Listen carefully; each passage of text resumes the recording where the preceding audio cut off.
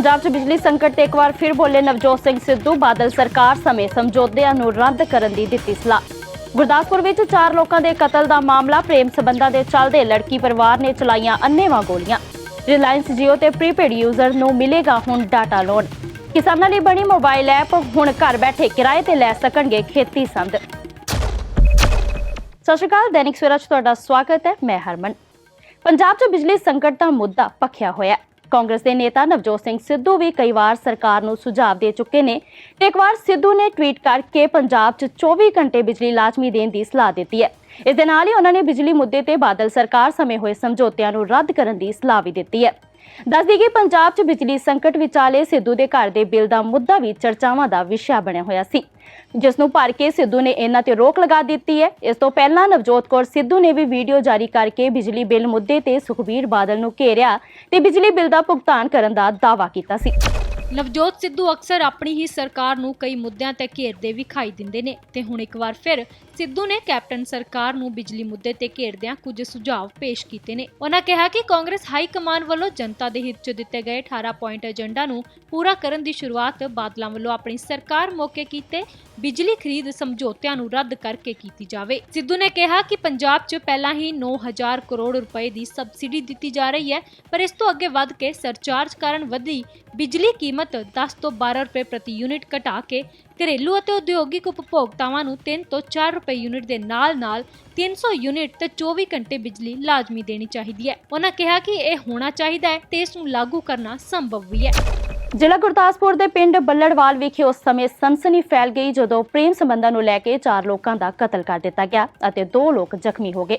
ਦੱਸਿਆ ਗਿਆ ਹੈ ਕਿ ਲੜਕੇ ਦਾ ਪਰਿਵਾਰ ਖੇਤਾਂ ਵਿੱਚ ਕੰਮ ਕਰ ਰਿਹਾ ਸੀ ਕਿ ਲੜਕੀ ਦੇ ਪਰਿਵਾਰ ਨੇ ਆ ਕੇ ਅੰਨ੍ਹੇਵਾਹ ਗੋਲੀਆਂ ਚਲਾ ਦਿੱਤੀਆਂ, ਜਿਸ ਵਿੱਚ 4 ਲੋਕਾਂ ਦੀ ਮੌਤ ਹੋ ਗਈ ਅਤੇ 2 ਲੋਕ ਗੰਭੀਰ ਜ਼ਖਮੀ ਹੋ ਗਏ। ਫਿਲਹਾਲ ਜ਼ਖਮੀਆਂ ਨੂੰ ਹਸਪਤਾਲ ਵਿੱਚ ਦਾਖਲ ਕਰਵਾਇਆ ਗਿਆ। ਇਸ ਵੇਲੇ ਦੀ ਵੱਡੀ ਖਬਰ ਗੁਰਦਾਸਪੁਰ ਤੋਂ, ਜਿੱਥੇ ਇੱਕੋ ਪਰਿਵਾਰ ਦੇ 4 ਲੋਕਾਂ ਦਾ ਕਤਲ ਕਰ ਦਿੱਤਾ ਗਿਆ, ਜਿਸ ਦੇ ਨਾਲ ਪੂਰੇ ਇਲਾਕੇ ਦੇ ਵਿੱਚ ਦਹਿਸ਼ਤ ਫੈਲੀ ਹੋਈ ਹੈ। ਪੂਰਾ ਮਾਮਲਾ ਗੁਰਦਾਸਪੁਰ ਦੇ ਪਿੰਡ ਬੱਲੜਵਾਲ ਦਾ ਹੈ, ਜਿੱਥੇ ਖੇਤਾਂ ਦੇ ਵਿੱਚ ਕੰਮ ਕਰ ਰਹੇ ਲੋਕਾਂ ਦੇ ਉੱਪਰ ਗੋਲੀਆਂ ਚਲਾ ਦਿੱਤੀਆਂ ਗਈਆਂ। ਜੋ ਜਾਣਕਾਰੀ ਸਾਹਮਣੇ ਆਈ ਹੈ ਉਸ ਦੇ ਮੁਤਾਬਕ ਪ੍ਰੇਮ ਸੰਬੰਧਾਂ ਤੇ ਚੱਲਦੇ ਇਹ ਸਾਰਾ ਕੁਝ ਕੀਤਾ ਗਿਆ ਹੈ। ਇੱਕ ਲੜਕੇ ਦੇ ਪਰਿਵਾਰ ਦਾ ਇਲਜ਼ਾਮ ਹੈ ਕਿ ਉਹਨਾਂ ਦੇ ਬੇਟੇ ਦਾ ਪਿੰਡ ਦੀ ਹੀ ਕੁੜੀ ਦੇ ਨਾਲ ਪ੍ਰੇਮ ਸੰਬੰਧ ਸੀ, ਜਿਸ ਦਾ ਪਤਾ ਜਦੋਂ ਪਰਿਵਾਰ ਨੂੰ ਲੱਗਾ ਤਾਂ ਉਹਨਾਂ ਨੇ ਗੋਲੀਆਂ ਚਲਾ ਦਿੱਤੀਆਂ। ਦੱਸਿਆ ਜਾ ਰਿਹਾ ਹੈ ਕਿ ਖੇਤਾਂ ਦੇ ਵਿੱਚ ਪੂਰਾ ਪਰਿਵਾਰ ਕੰਮ ਕਰ ਰਿਹਾ ਸੀ ਜਦੋਂ ਆ ਕੇ ਫਾਇਰਿੰਗ ਕੀਤੀ ਗਈ। ਇਸ ਦੌਰਾਨ 4 ਲੋਕਾਂ ਦੀ, ਇੱਕੋ ਹੀ ਪਰਿਵਾਰ ਦੇ 4 ਲੋਕਾਂ ਦੀ ਮੌਤ ਹੋ ਗਈ ਹੈ, 2 ਲੋਕ ਜ਼ਖਮੀ ਨੇ। ਪੂਰੇ ਪਿੰਡ ਦੇ ਵਿੱਚ ਦਹਿਸ਼ਤ ਫੈਲੀ ਹੋਈ ਹੈ ਇਸ ਘਟਨਾ ਦੇ ਨਾਲ ਕਿ ਖੇਤਾਂ 'ਚ ਕੰਮ ਕਰਦੇ ਲੋਕਾਂ ਦੇ ਉੱਪਰ ਆ ਕੇ ਗੋਲੀਆਂ ਚਲਾ ਦਿੱਤੀਆਂ ਗਈਆਂ। ਜੋ ਪੀੜਤ ਪਰਿਵਾਰ ਹੈ ਉਸ ਦੇ ਵੱਲੋਂ ਇਨਸਾਫ ਦੀ ਗੁਹਾਰ ਲਗਾਈ ਜਾ ਰਹੀ ਹੈ। ਮ੍ਰਿਤਕ ਦੇ ਜੋ ਪਰਿਵਾਰਕ ਮੈਂਬਰ ਨੇ ਉਹਨਾਂ ਦੇ ਵੱਲੋਂ ਪੂਰਾ ਵਾਕਿਆ ਦੱਸਿਆ ਜਾ ਰਿਹਾ ਕਿ ਕਿਸ ਤਰੀਕੇ ਦੇ ਨਾਲ ਖੇਤਾਂ 'ਚ ਕੰਮ ਕਰਦੇ ਹੋਏ ਕੁਝ ਲੋਕਾਂ ਨੇ ਆ ਕੇ ਗੋਲੀਆਂ ਚਲਾਈਆਂ ਤੇ ਉਹਨਾਂ ਦੇ ਘਰ ਦੇ 4 ਜੀਆਂ ਦੀ ਮੌਤ ਹੋ ਗਈ। ਮੇਰਾ ਨਾਮ ਮਨਜੀਤ ਕੌਰ। ਤੁਹਾਡੇ ਕੀ ਲੱਗਦੇ ਆ, ਕੀ ਹੋਇਆ? ਭਾਜੀ ਪਾਣੀ ਲਾਉਣ ਗਏ ਰਾਤ ਦੀ, ਮੇਰਾ ਦੇਰੀ ਜਿੱਥੋਂ ਗੱਲ ਹੋਈ, ਜਿੱਥੋਂ ਜਿਹੜਾ ਉਹਦੇ ਮਗਰ ਗਿਆ ਉਹਨਾਂ ਦੇ ਨੂੰ ਗੋਲੀਆਂ ਮਾਰ ਕੇ ਤੇ ਮਾਰ ਦਿੱਤਾ।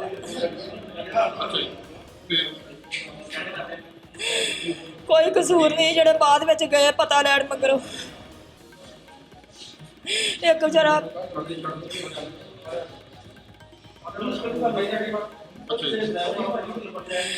ਭਾਜੀ ਨਿਆਕ ਹੋ ਗਿਆ, ਸਾਰਾ ਕੁਝ ਨਿਆਕ ਹੋ ਗਿਆ ਵਾ। ਜੀ ਘਰ ਬਰਬਾਦ ਕਰ ਛੱਡਿਆ, ਘਰ ਸਾਰਾ ਮਾਰਦੇ ਜੀ, 4 ਜੀ ਮੁੱਕ ਗਏ।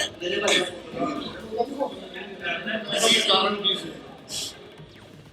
ਪੈਲੀ ਤਾਂ ਉਹਦੀ ਪੈਲੀ ਸਾਂਝੀ ਨਾਲ ਠੇਕੇ ਤੇ ਮੇਰਾ ਬੀਜਦਾ ਹੈ। ਉਹ ਕਹਿ ਰਿਹਾ ਕਿ ਉਹਦੀ ਕੁੜੀ ਦੇ ਨਾਲ ਸੰਬੰਧ ਸੀ, ਕੁੜੀ ਗਈ ਤੇ ਮੁੰਡਾ ਲੈ ਕੇ ਗਿਆ ਕੋਈ। ਹਾਂਜੀ, ਕੁੜੀ ਨਾਲ ਵੀ ਸਰਬੰਧ ਹੈਗਾ ਸੀ ਉਹਦਾ। ਹਾਂਜੀ, ਫਿਰ ਕੀ ਹੋਇਆ? ਕੁੜੀ ਤਾਂ ਉਹਦੇ ਘਰੇ ਹੀ ਆ, ਕੁੜੀ ਕਿਤੇ ਨਹੀਂ ਆ। ਕਿੰਨੇ ਲੋਕਾਂ ਦੀ ਮੌਤ ਹੋ ਗਈ? 4 ਦੀ ਹੋ ਗਈ। ਹਾਏ ਰੱਬਾ। 2 ਜੱਗੇ ਨੇ? ਹਾਂਜੀ, 2 ਜੱਗ। ਮੇਰਾ ਨਾਮ ਜੀ ਡਾਕਟਰ ਗੁਰਸ਼ਰਨ ਸਿੰਘ। ਕਿਹੜੇ ਕਿੰਨੀਆਂ ਡੈਡ ਬੋਡੀਆਂ ਆਈਆਂ? ਸਾਡੇ ਕੋਲ ਜੀ ਪਹਿਲਾਂ 2 ਡੈੱਡ ਬੋਡੀਆਂ ਆਈਆਂ ਤੇ ਉਹ ਅਸੀਂ ਮੋਰਚਰੀ ਵਿੱਚ ਰਖਾਤੀਆਂ, ਜਿਨ੍ਹਾਂ ਦਾ ਇੱਕ ਦਾ ਨਾਮ ਜਸਬੀਰ ਸਿੰਘ ਆ, ਸਨ ਆਫ ਮੰਗਲ ਸਿੰਘ, ਤੇ ਦੂਸਰਾ ਜਿਹੜਾ ਉਹਦਾ ਨਾਮ ਆ ਬਵਨਦੀਪ ਸਿੰਘ, ਸਨ ਆਫ ਜਸਪਾਲ ਸਿੰਘ। ਪੁਰਾਣਾ ਬੁੱਲੜਵਾਲ ਪਿੰਡ ਤੋਂ ਆਏ ਨੇ, ਉੱਥੇ ਘਟਨਾ ਹੋਈ ਆ ਕੋਈ, ਤੇ 2 ਡੈੱਡ ਬੋਡੀਆਂ ਆਈਆਂ, ਮੋਰਚਰੀ ਰਖਾਈਆਂ ਵਾ ਤੇ 2 ਸਾਡੇ ਕੋਲ ਇੰਜਰਡ ਆਏ ਨੇ। ਉਹਨਾਂ ਨੂੰ ਅਸੀਂ ਫਸਟ ਏਡ ਦੇ ਕੇ ਤੇ ਉਹਨਾਂ ਦੇ ਵੀ ਫਾਇਰ ਆਰਮ ਇੰਜਰੀ ਲੱਗ ਰਹੀ ਆ ਤੇ ਉਹਨਾਂ ਦੀਆਂ ਇੰਜਰੀਆਂ ਨੋਟ ਕਰ ਲਈਆਂ ਸੀ ਤੇ ਅਸੀਂ ਉਹਨਾਂ ਨੂੰ ਅੰਮ੍ਰਿਤਸਰ ਰੈਫਰ ਕਰ ਰਹੇ ਹਾਂ ਗੁਰੂ ਨਾਨਕ ਦੇਵ ਹਸਪੀਟਲ ਅੰਮ੍ਰਿਤਸਰ। ਦੱਸਿਆ ਜਾ ਰਿਹਾ ਡੈਡ ਬੋਡੀ ਦੇ 4 ਨੇ ਜੋ ਉਹ ਉਹਨਾਂ ਦੀ ਜਿੱਦਾਂ ਉਹਦੇ ਜਿਨ੍ਹਾਂ ਦੇ ਨਾਲ ਆਏ ਨੇ ਉਹ ਦੱਸ ਰਹੇ ਆ ਕਿ ਟੋਟਲ 4 ਜਣੇ ਜਿਹੜੇ 2 ਮਤਲਬ ਹੋਰ ਡੈਡ ਬੋਡੀਆਂ ਉਹ ਪਿੰਡ ਹੀ ਨੇ ਅਜੇ, ਉਹ ਸਾਡੇ ਕੋਲ ਨਹੀਂ ਮਿਲੇ ਆਈ। ਰਿਲਾਇੰਸ ਜੀਓ ਦੇ ਪ੍ਰੀਪੇਡ ਯੂਜ਼ਰ ਰੋਜ਼ਾਨਾ ਡਾਟਾ ਦੀ ਸੀਮਾ ਖਤਮ ਹੋਣ ਤੋਂ ਬਾਅਦ ਕੰਪਨੀ ਤੋਂ ਡਾਟਾ ਲੋਨ ਲੈ ਸਕਦੇ ਨੇ। ਦੇਸ਼ ਵਿੱਚ ਪਹਿਲੀ ਵਾਰ ਕਿਸੇ ਦੂਰ ਸੰਚਾਰ ਕੰਪਨੀ ਨੇ ਡਾਟਾ ਲੋਨ ਦੀ ਸਹੂਲਤ ਸ਼ੁਰੂ ਕੀਤੀ ਹੈ। ਡਾਟਾ ਲੋਨ 1 GB ਪੈਕ ਵਿੱਚ ਉਪਲਬਧ ਹੋਵੇਗਾ ਅਤੇ 11 ਰੁਪਏ ਪ੍ਰਤੀ GB ਉਪਭੋਗਤਾਵਾਂ ਨੂੰ ਰੁਪਏ ਦੀ ਲਾਗਤ ਨਾਲ ਮਿਲੇਗਾ। ਹਰੇਕ ਉਪਭੋਗਤਾ ਨੂੰ ਕੁੱਲ 5 ਪੈਕ ਯਾਨੀ 5 GB ਰੁਪਏ ਤੱਕ ਦਾ ਲੋਨ ਮਿਲ ਸਕਦਾ ਹੈ। ਡਾਟਾ ਲੋਨ ਪੈਕ ਉਦੋਂ ਤੱਕ ਵੈਲਿਡ ਰਹੇਗਾ ਜਦੋਂ ਤੱਕ ਉਪਭੋਗਤਾ ਦੀ ਮੌਜੂਦਾ ਯੋਜਨਾ ਐਕਟਿਵ ਹੈ।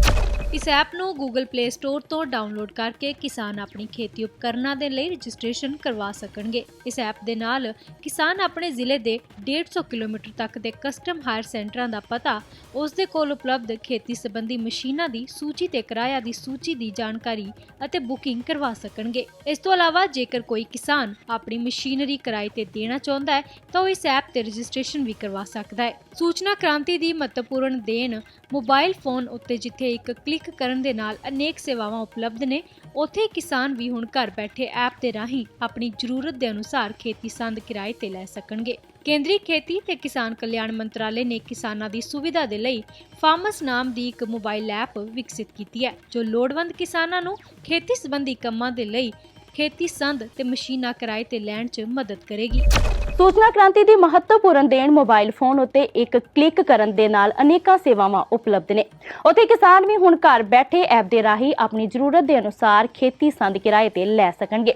ਕੇਂਦਰੀ ਖੇਤੀ ਤੇ ਕਿਸਾਨ ਕਲਿਆਣ ਮੰਤਰਾਲੇ ਨੇ ਕਿਸਾਨਾਂ ਦੀ ਸੁਵਿਧਾ ਦੇ ਲਈ ਫਾਰਮਰਸ ਨਾਮ ਦੀ ਇੱਕ ਮੋਬਾਈਲ ਐਪ ਵਿਕਸਿਤ ਕੀਤੀ ਹੈ, ਜੋ ਲੋੜਵੰਦ ਕਿਸਾਨਾਂ ਨੂੰ ਖੇਤੀ ਸੰਬੰਧੀ ਕੰਮਾਂ ਲਈ ਖੇਤੀ ਸੰਦ ਤੇ ਮਸ਼ੀਨਾਂ ਕਿਰਾਏ ਤੇ ਲੈਣ ਵਿੱਚ ਮਦਦ ਕਰੇਗੀ। ਇਹ ਟੈਲੀਕਾਮ ਸੈਕਟਰ ਲਈ ਇੱਕ ਇਨਕਲਾਬੀ ਇਨੋਵੇਟਿਵ ਵਿਚਾਰ ਹੈ। ਰੀਚਾਰਜ ਹੁਣ ਅਤੇ ਬਾਅਦ ਵਿੱਚ ਭੁਗਤਾਨ ਕਰੋ ਦੀ ਤਰਜ਼ ਤੇ ਗ੍ਰਾਹਕ ਪਹਿਲਾਂ ਆਪਣੀ ਜ਼ਰੂਰਤ ਅਨੁਸਾਰ ਡਾਟਾ ਲੋਨ ਲੈ ਸਕਣਗੇ ਅਤੇ ਬਾਅਦ ਵਿੱਚ ਇਸ ਨੂੰ ਵਾਪਸ ਕਰਨਾ ਪਵੇਗਾ। ਡਾਟਾ ਲੋਨ ਲੈਣ ਲਈ ਜ਼ਰੂਰੀ ਸ਼ਰਤ ਇਹ ਹੈ ਕਿ ਗ੍ਰਾਹਕ ਦੀ ਇੱਕ ਕਿਰਿਆਸ਼ੀਲ ਯੋਜਨਾ ਹੋਣੀ ਚਾਹੀਦੀ ਹੈ। ਡਾਟਾ ਲੋਨ ਪੈਕ ਉਦੋਂ ਤੱਕ ਵੈਲਿਡ ਰਹੇਗਾ ਜਦੋਂ ਤੱਕ ਯੂਜ਼ਰ ਦੀ ਮੌਜੂਦਾ ਯੋਜਨਾ ਐਕਟਿਵ ਹੈ। ਭਾਵ ਜੇ ਗ੍ਰਾਹਕ 5 ਪੈਕ ਡਾਟਾ ਲੋਨ ਲੈਂਦਾ ਹੈ ਤਾਂ ਇਸ ਦੀ ਵੈਲਿਡਿਟੀ ਉਦੋਂ ਤੱਕ ਰਹੇਗੀ ਜਦੋਂ ਤੱਕ ਗ੍ਰਾਹਕ ਦੀ ਆਧਾਰ ਯੋਜਨਾ ਐਕਟਿਵ ਰਹੇਗੀ। ਕੰਪਨੀ ਦਾ ਮੰਨਣਾ ਹੈ ਕਿ ਪ੍ਰੀਪੇਡ ਕਨੈਕਸ਼ਨਾਂ ਦੀ ਵਰਤੋਂ ਕਰਨ ਵਾਲੇ ਬਹੁਤ ਸਾਰੇ ਗ੍ਰਾਹਕ ਵੱਖ-ਵੱਖ ਕਾਰਨਾਂ ਕਰਕੇ ਰੋਜ਼ਾਨਾ ਡਾਟਾ ਸੀਮਾ ਖਤਮ ਹੋਣ ਤੋਂ ਤੁਰੰਤ ਬਾਅਦ ਡਾਟਾ ਟੌਪ ਅਪ ਕਰਵਾਉਣ ਵਿੱਚ ਅਸਮਰੱਥ ਹੁੰਦੇ ਨੇ। ਗ੍ਰਾਹਕਾਂ ਦੀ ਸਹੂਲਤ ਨੂੰ ਧਿਆਨ ਵਿੱਚ ਰੱਖਦੇ ਹੋਏ ਹੁਣ ਜੀਓ ਨੇ 1 GB ਪੈਕ ਵਿੱਚ ਡਾਟਾ ਲੋਨ ਦੇਣੀ ਸ਼ੁਰੂ ਕਰ ਦਿੱਤੀ ਹੈ। ਰਿਲਾਇੰਸ ਜੀਓ ਦੇ ਪ੍ਰੀਪੇਡ ਯੂਜ਼ਰ ਰੋਜ਼ਾਨਾ ਡਾਟਾ ਦੀ ਸੀਮਾ ਖਤਮ ਹੋਣ ਤੋਂ ਬਾਅਦ ਕੰਪਨੀ ਤੋਂ ਡਾਟਾ ਲੋਨ ਲੈ ਸਕਦੇ ਨੇ। ਦੇਸ਼ ਵਿੱਚ ਪਹਿਲੀ ਵਾਰ ਇਸ ਦੂਰਸੰਚਾਰ ਕੰਪਨੀ ਨੇ ਡਾਟਾ ਲੋਨ ਦੀ ਸਹੂਲਤ ਸ਼ੁਰੂ ਕੀਤੀ ਹੈ। ਡਾਟਾ ਲੋਨ 1 GB ਪੈਕ ਵਿੱਚ ਉਪਲਬਧ ਹੋਵੇਗਾ ਅਤੇ 11 ਰੁਪਏ ਪ੍ਰਤੀ GB ਉਪਭੋਗਤਾ ਨੂੰ ਰੁਪਏ ਦੀ ਲਾਗਤ ਨਾਲ ਮਿਲੇਗਾ। ਹਰੇਕ ਉਪਭੋਗਤਾ ਨੂੰ ਕੁੱਲ 5 ਪੈਕ ਯਾਨੀ ਕਿ 5 GB ਰੁਪਏ ਤੱਕ ਦਾ ਡਾਟਾ ਲੋਨ ਲੈ ਸਕਦਾ ਹੈ। ਅੱਤਵਾਦੀਆਂ ਲਈ ਭਾਰਤ 'ਚ ਹੈਰੋਇਨ ਦੀ ਤਸਕਰੀ ਪੈਸਾ ਇਕੱਠਾ ਕਰਨ ਦਾ ਇੱਕ ਵੱਡਾ ਰਸਤਾ ਹੈ। ਮਾਹਿਰਾਂ ਦੀ ਮੰਨੀਏ ਤਾਂ ਕਸ਼ਮੀਰ 'ਚ ਅੱਤਵਾਦ ਨੂੰ ਵਧਾਵਾ ਦੇਣ ਲਈ ਇਸ ਪੈਸੇ ਦੀ ਵਰਤੋਂ ਕੀਤੀ ਜਾਂਦੀ ਹੈ। ਦੱਸਦੀ ਕਿ ਪੰਜਾਬ ਦੇ ਜ਼ਰੀਏ ਭਾਰਤ 'ਚ ਨਾਜਾਇਜ਼ ਡਰੱਗਸ ਦੀ ਆਪੂਰਤੀ ਕੀਤੀ ਜਾਂਦੀ ਹੈ। ਹੈਰੋਇਨ ਤੋਂ ਬਾਅਦ ਅਫੀਮ ਦੀ ਸਭ ਤੋਂ ਵੱਧ ਤਸਕਰੀ ਕੀਤੀ ਜਾਣ ਵਾਲਾ ਪਦਾਰਥ ਪੋਪੀ ਖਸਖਸ ਹੈ। ਅੱਤਵਾਦੀਆਂ ਵੱਲੋਂ ਨਸ਼ਾ ਤਸਕਰੀ ਦਾ ਧੰਦਾ ਬਾਰਡਰ ਏਰੀਆ ਤੇ ਕੀਤਾ ਜਾਂਦਾ ਹੈ, ਜਿੱਥੇ BSF ਅਤੇ ਪੁਲਿਸ ਦੇ ਜਵਾਨਾਂ ਵੱਲੋਂ ਕਈ ਵਾਰ ਛਾਪੇਮਾਰੀ ਕਰ ਇਹਨਾਂ ਤਸਕਰਾਂ ਨੂੰ ਕਾਬੂ ਕੀਤਾ ਗਿਆ। ਨਸ਼ਾ ਤਸਕਰੀ ਦੀ ਪੂਰੀ ਜਾਣਕਾਰੀ ਲਈ ਦੇਖੋ ਇੱਕ ਖਾਸ ਰਿਪੋਰਟ। ਭਾਰਤ 'ਚ ਨਸ਼ੀਲੇ ਪਦਾਰਥਾਂ ਦੀ ਸਪਲਾਈ ਲਈ ਪੰਜਾਬ ਹੁਣ ਵੀ ISI ਦਾ ਮੁੱਖ ਠਿਕਾਣਾ ਹੈ। ਅੱਤਵਾਦੀਆਂ ਲਈ ਭਾਰਤ 'ਚ ਹੈਰੋਇਨ ਦੀ ਤਸਕਰੀ ਪੈਸਾ ਇਕੱਠਾ ਕਰਨ ਦਾ ਇੱਕ ਵੱਡਾ ਰਸਤਾ ਹੈ।